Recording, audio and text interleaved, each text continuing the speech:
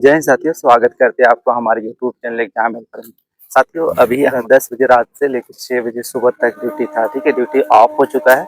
अभी मैं अपना रूम के लिए जा रहा हूँ। ठीक है, बहुत सारे दोस्तों को कमेंट आती है कि मैथमेटिक्स अभी तक हमसे सॉल्व नहीं हो पा रहा है, क्वेश्चंस क्लियर नहीं हो पाता है, टाइम से मैं सॉल्व नहीं कर पाता हूँ। इस तरह से ढेरों सारे कमेंट आता है। भाई, इस वीडियो में आप लोग को बताने वाला हूँ आप लोग मैथ को किस तरह से हैंडल करोगे, चाहे वो आरआरबी ग्रुप डी एग्जाम्स के लिए हो या एनटीपीसी हो या रेलवे का किसी भी एग्जाम्स का तैयारी करने वाले छात्र हैं, तो आप लोग वीडियो को पूरा देखना। ठीक है, तो मेरे भाई, कोई भी एस्पिरेंट यदि कंपटीशन लाइन में आया है ना, तो मैट्रिक, इंटर या ग्रेजुएशन करने के बाद ही आया है। ठीक है, तो वो कंपटीशन लाइन का जो मैथमेटिक्स का क्वेश्चन है ना, उसको एफर्ट लगाएगा 5 मिनट 7 मिनट ध्यान से सोचेगा तो क्वेश्चंस को सॉल्व कर लेगा, आराम से कर लेगा। ठीक है, चाहे कंसेप्चुअल मेथड से या ट्रिकी मेथड से। लेकिन मैटर वो नहीं करता है मेरे भाई, आपको मैटर ये करता है कि क्वेश्चंस को आप सॉल्व कर पा रहे हो तो कितनी टाइम में कर पा रहे हो। ठीक है, कंपटीशन लाइन में आप आ रहे हो तो आपका सबसे ज्यादा जरूरत है कि आप मैथमेटिक्स का डील कर रहे हो ना, तो उस क्वेश्चंस को आप कितने कम टाइम में सॉल्व कर पा रहे हो, ये आपका मैटर करता है। अगर आप किसी क्वेश्चंस को देखने के साथ ही आप उसका कंसेप्ट समझ गया और उसको सॉल्व आप 1 मिनट के अंदर कर ले रहे हो, तो आप मैथमेटिक्स में बिल्कुल सही डायरेक्शन।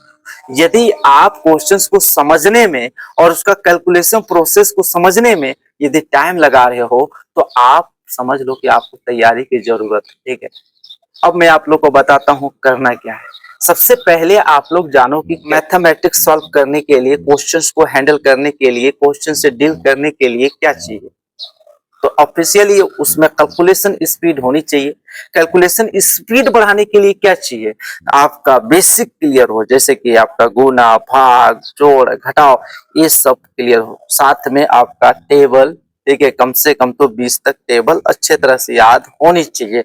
और आपका फिर क्या चाहिए, आपका वर्ग, घन, ये सारे कुछ आपका जरूरत है। ठीक है, जो आपका माइंड में हमेशा। ठीक है, तो इसको आप करना कैसे है, सुनो। कोई भी टीचर आपको गुना कर करके नहीं बताएगा कि गुना इस तरह से किया जाता है, आप इस तरह से करो। इसमें आपको खुद ही एफर्ट लगाना पड़ता है और खुद से प्रैक्टिस करनी पड़ती है और खुद से स्पीड बढ़ानी पड़ती है। कोई भी टीचर आपका स्पीड बढ़वा नहीं देगा, आपको डायरेक्शन देगा, आपको क्वेश्चन समझा देगा। बनाना, सॉल्व करना, प्रैक्टिस करना आपको है।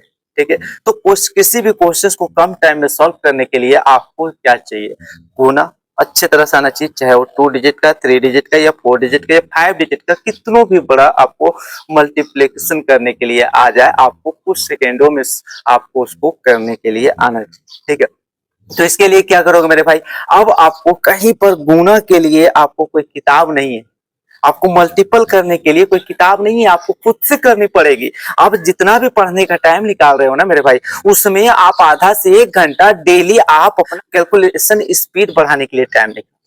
जैसे कि आप 1 घंटा निकाल लिए टाइम, आप एक कॉपी निकालिए, रफ कॉपी, पेन लीजिए और इतना आपको प्रैक्टिस करनी है कि हाथ का उंगली में काला धब्बा पड़ जाए, इतना प्रैक्टिस करनी है। सबसे पहले आपको करना क्या है, एकदम आप फ्रेशर हो, न्यू हो मैथमेटिक्स में, तो आपको करना क्या है, 2 डिजिट से 2 डिजिट को मल्टीप्लेक्शन करना है। आपको तब तक करनी है 2 डिजिट से 2 डिजिट को मल्टीप्लेक्शन, तब जब तक कि आपका गुना 2 डिजिट का पूरा स्पीड ना हो जाए। चाहे उसके लिए 4 दिन लगाओ, 5 दिन लगाओ, बट आपका स्पीड मतलब कुछ सेकेंडों में आप जब तक नहीं कर ले रहे हो तब तक करनी है। तो इसके लिए क्या चाहिए गुना करने के लिए, आप बताओ। तो ऑफिशियली यहाँ पर टेबल याद होनी चाहिए। जैसे कि आप लोग बताओ, 54 को आप 19 से गुना कर रहे हो, ठीक है, 2 डिजिट में, तो 9 का पहले पढ़ोगे। ठीक है, उसके बाद 1 का पढ़ोगे, उसके बाद उसका ऐड करोगे तो टाइम लगेगा ना। तो आपको क्या करना पड़ेगा, पहले 19 का पहाड़ा याद रखना पड़ेगा, टेबल याद रखना पड़ेगा 19 का, और 19 का पहाड़ा याद रहेगा तो 19 चौका तुरंत कर लोगे, 19 बच्चे तुरंत कर लोगे, टाइम नहीं लगेगा। तो आपको कम से कम 20 तक तो आपको टेबल याद होनी चाहिए। और तब तक आप लोग को खुद से कोई ना कोई नंबर लेके 2 डिजिट, जैसे कि अभी 54 और 19 लिए, फिर 54 और 18 से करिए, 54 और 17 से करिए, 54 और 24 से करिए, 54 और 34 से करिए। इस तरह से 2 डिजिट का नंबर को आप इतना प्रैक्टिस करो, 2 डिजिट का नंबर प्रैक्टिस करने में ही आपका टेबल याद हो जाना चाहिए। इसी तरह फिर 3 डिजिट को 3 डिजिट से करिए, 3 डिजिट को 2 डिजिट से करिए, फिर 4 डिजिट को 4 डिजिट से करिए। इतना कैलकुलेशन करनी है कि आपका कॉपी 4 दिन 6 दिन 8 दिन में भर जाना चाहिए, इतनी मेहनत करनी है कैलकुलेशन में। उसके बाद आप लोग को डिवीजन करने में भी इसी तरह से, डिवाइड करने में भी 4 डिजिट नंबर लो, 2 डिजिट नंबर से उसको डिवाइड करने का प्रैक्टिस, ठीक है। बार बार उसका पॉइंट में आ रहा था पॉइंट में लेकर के आओ, अगर पूरा पूर्णांक में आ रहा है तो पूर्णांक में लेकर के आओ, बार बार नंबर लेकर के तब तक करना है जब तक कि भाग पूरी तरह से आ ना जाए। उसी तरह ऐड कैसे करनी है, 547, 544, 548 लाइन में लिख लो, 3 डिजिट 2 डिजिट 5 डिजिट 4-5 नंबर ले लो और उसको एक लाइन में सजा लो। उसके बाद उसको ऐड करने का प्रैक्टिस करो। तब तक करनी है जब तक कि आपका पूरा ऐड करने का, किसी भी नंबर को, कितनी भी बड़ी नंबर को कम से कम टाइम में जब तक नहीं कर लेते हैं तब तक आपको करना है, ठीक है। इस तरह से आपका पहाड़ा भी याद हो जाएगा। और स्क्वायर के लिए फिर आप टाइम निकालिए, स्क्वायर कैसे किया जाता है। जैसे आप लोग को 53 से आपको गुना करना है, 53 का स्क्वायर करना है, 53 को कितना जल्दी हम कर पाते हैं, 53 और 53 को गुना। इस तरह से आप उसको प्रैक्टिस करिए। इस तरह से करते करते आप देखोगे कि आपका बेसिक ना कंप्लीट हो गया। कोई भी टीचर आपको बेसिक नहीं क्लियर करा पाएगा जब तक आप नहीं खाते हो, ठीक है।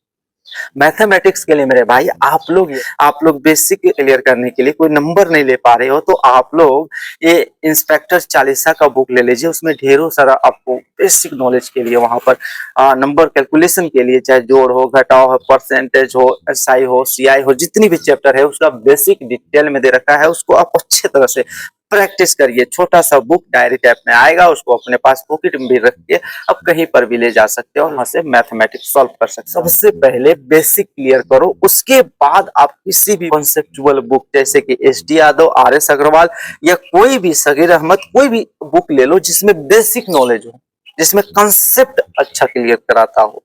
मैंने किया था एस.डी. यादव बुक, आप एस.डी. यादव बुक लेकर के उसमें से प्रैक्टिस करो। उसमें से प्रैक्टिस करने के लिए आपके पास होनी चाहिए कैलकुलेशन पावर, ठीक है। कैलकुलेशन पावर अगर अच्छा है तो आप आराम से कर लोगे किसी टीचर की सहायता के बगैर, ठीक है। कोई भी क्वेश्चंस आप लेते हो ना भाई, क्वेश्चंस में क्या करना पड़ता है, गुना भाग जोड़ घटाव इतना ही तो करना पड़ता है ना। किसी किसी में स्क्वायर, स्क्वायर रूट, घनमूल, बस यही सब करना पड़ता है। तो इस सबको पहले सीख करके क्वेश्चंस को डील करो ना। आप लोग अभी तक सैकड़ों वीडियो देख चुके होंगे मैथ को कैसे कंप्लीट करें, फिर भी आप लोग इसी तरह अभी भी भटक रहे हो कि मैथमेटिक्स को कैसे पढ़े, कैसे सॉल्व करें। अभी भी भटक रहे हो। इस तरह से भटकते भटकते एक दिन आप मैथ के चलते ही जॉब नहीं पा पाओगे। आपके लिए यही एक बेहतर तरीका है, अभी से लगिए, आज से लगिए, कल का इंतजार मत करिए, ठीक है। अब करना क्या है, मैथमेटिक्स का जो कॉन्सेप्चुअल किताब उठाए हैं, जैसे कि एस.टी. यादव बुक उठाए, वहां पर आपका उदाहरण में जो क्वेश्चन दिया हुआ है उसको बहुत ध्यान से देखिए, ठीक है। बहुत ध्यान से देखिए उसमें किस तरह से बनाया हुआ है, एकदम सिंपल सिंपल क्वेश्चन होगा। वहां से आपको सारा बेसिक क्लियर हो जाएगा चैप्टर के बारे में। जैसे कि आप एक परसेंटेज चैप्टर उठाते हो तो वहां पर जो उदाहरण वाला टाइप वाइज क्वेश्चन दिया है उसको आप देखिए ध्यान से, ठीक है। उसमें किस टाइप से सॉल्व किया है और किस टाइप से क्वेश्चन दिया है, फिर उसी टाइप का क्वेश्चंस को आपको प्रैक्टिस तरफ दिया है, प्रैक्टिस तरफ का क्वेश्चंस को फिर सॉल्व करिए, ठीक है।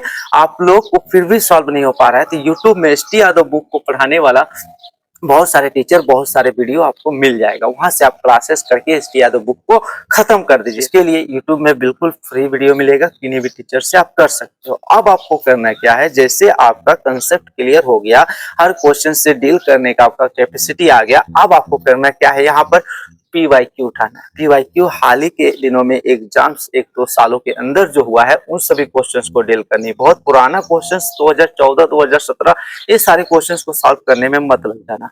अभी हाल में एग्जाम्स 2024 से इधर जो भी एग्जाम्स हुआ है, चाहे वो RRB, LP, technician, JE, RPF, SI, RPF constable, RRB, NTPC, inter level, graduation level और RRB ग्रुप डी, जितनी भी क्वेश्चंस इन सभी एग्जाम्स में आई है उन सभी क्वेश्चंस को सॉल्व करनी है, ठीक है। अब इसके लिए आपको टीचर की आवश्यकता नहीं पड़ेगा, कैलकुलेशन पावर आपके पास आ गया, फिर आप कंसेप्ट भी सीख गए एस.टी. यादव बुक या आर.एस. अग्रवाल या किन्हीं भी थियोरेटिकल बुक से। उसके बाद आप जब PYQ बुक उठाओगे, कोई भी बुक, जैसे कि आप किरण पब्लिकेशन ले लो या फिर आप पिनाकल पब्लिकेशन ले लो, या कोई भी बुक मार्केट में मिल जाएगा जिसमें आप लोग को हाल ही में आया हुआ जितना भी क्वेश्चंस आपका है सारे एक जगह पे मिल जाएगा।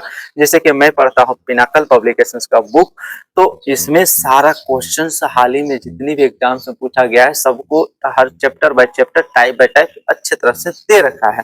तो इसमें से मैं प्रैक्टिस करता हूँ। अगर आप लोग को करना है तो आप पिनाकल पब्लिकेशन या किरण पब्लिकेशन कोई भी बुक ले लेना, ठीक है। इसमें आपको टीचर की आवश्यकता नहीं पड़ेगा। टीचर की आवश्यकता जहां पर पढ़ रहा है वहां पर आप उस क्वेश्चंस को ले यूट्यूब में सर्च करें, उस पर्टिकुलर क्वेश्चंस को आप गूगल स्कैनर से स्कैन करें, उसके बाद जाकर के यूट्यूब में सर्च करें तो उसी क्वेश्चंस को डायरेक्टली कोई ना कोई वीडियो मिल जाएगा यूट्यूब में डायरेक्ट बताने के लिए, ट्रिकी में, कंसेप्चुअल में आप वहां पर क्लियर हो जाओ, ठीक है। अगर उसमें भी क्लियर नहीं होता है तो आप चैट जीपीटी या किसी भी एआई को आप सहारा ले सकते हो। तो इस तरह से करके आपको मैथ बनाना है। अगर मैथ से भागोगे तो आपका रेलवे में जॉब पाना मुमकिन ही नहीं, नामुमकिन है मेरे भाई। मैथमेटिक्स, रीजनिंग, ये दोनों का ही खेल है रेलवे में, ठीक है मेरे भाई। समझ गए होंगे। आप लोग को वीडियो पसंद आया होगा तो लाइक कर देना, चैनल को सब्सक्राइब कर देना, ताकि मैं अपडेटेड इंफॉर्मेशन वीडियो आप लोग को दे सकूं, ठीक है। मिलते हैं नेक्स्ट वीडियो में, तब तक के लिए जय हिंद, जय भारत।